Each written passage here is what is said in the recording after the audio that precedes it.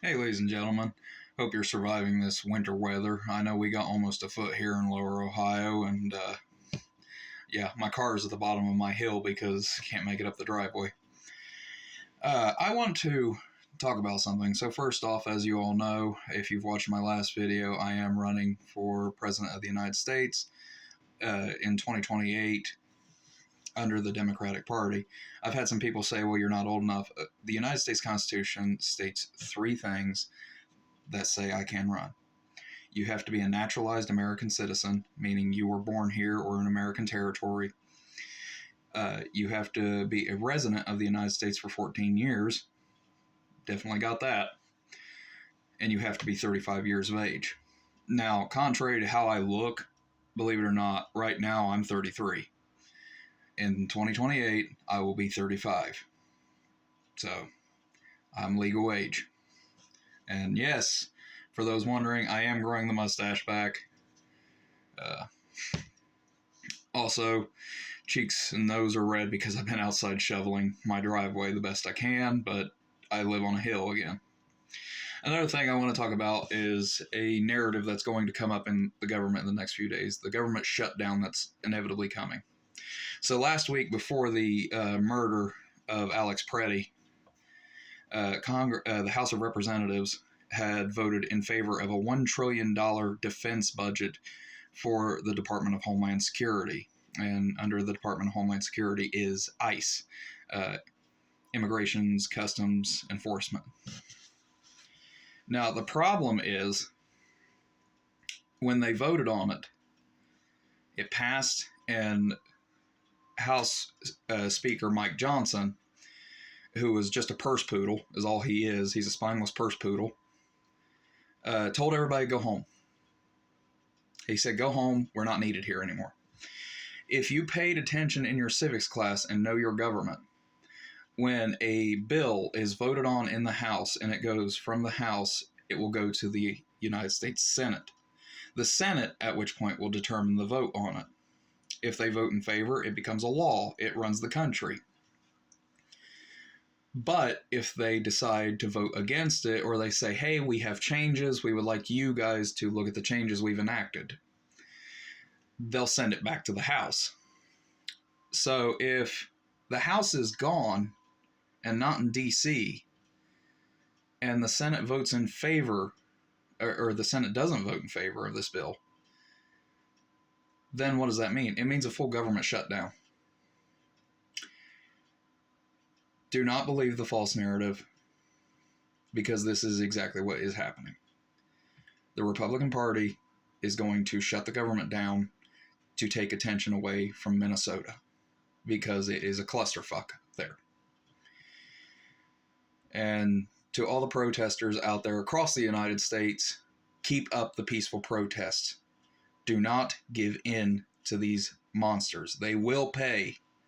They will be behind bars after 28. And I will guarantee that. Something else I would like to also tell you right now, I have no political affiliation to any major people in our government, to any millionaires. I don't know those people.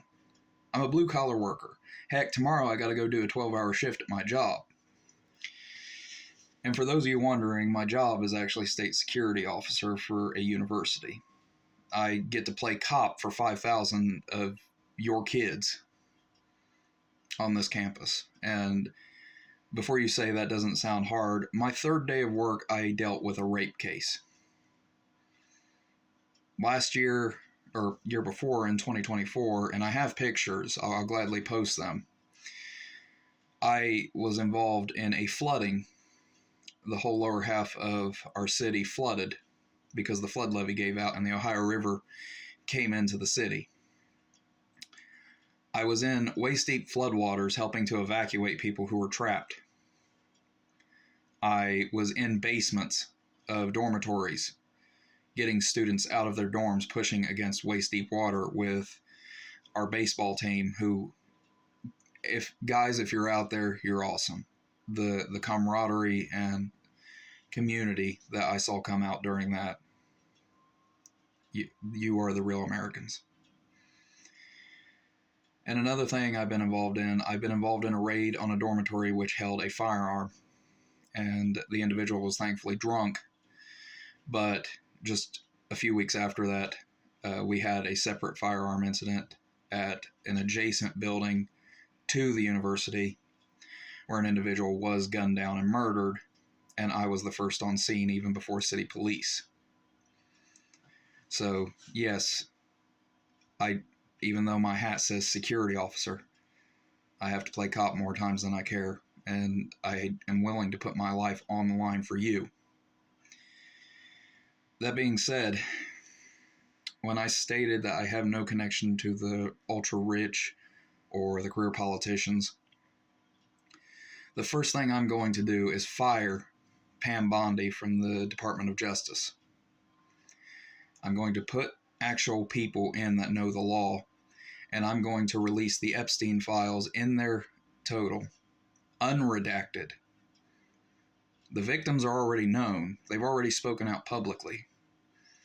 We just even had another one, a male who was trafficked at a young age. And he mentioned people in his video by name. People that are wandering free, people that have buildings named after them, that own companies that millions of people go to. I will release the Epstein files, no ifs, ands, or buts. And the people that are involved in that horrible sex trafficking ring will be behind bars. This is just some things that I wanted to address in this video. I will be posting some other videos regarding other topics in the nation. But once again, I wish everybody a safe day. To the members of the U.S. military, stay strong. I know we're dealing with an idiot right now. And ladies and gentlemen, let's stop the partisan politics, please.